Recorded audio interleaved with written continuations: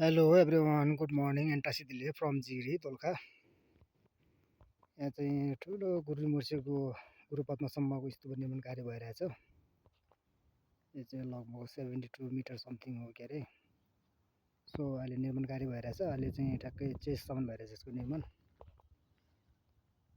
हिजो चाहिँ हाम्रो यहाँ रिमोर्सेको आगमन हुनुहुन्थ्यो। टुल्गु निशुल्केन रिमोर्सेको टुल्गु उहाँको आगमन भइरहेको थियो हिजो। सो आज चाहिँ हामी काठमाडौँबाट हिजो बिहान आएको, बेलुका जिरी बास बसेर आज बिहान हामी आइपुग्यो। सो अहिले यो तल चाहिँ गुम्बा छामगाङ निर्माण भइरहेछ। यता माथि चाहिँ ट्याङ्से लेक, यता माथि जिरी बज्री यो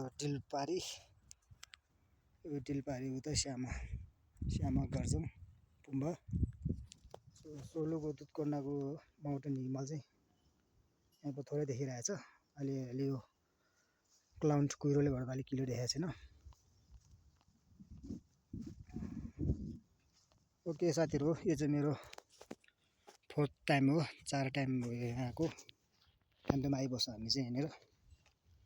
so see you next time अपडेटको लागि next time. Okay guys, by.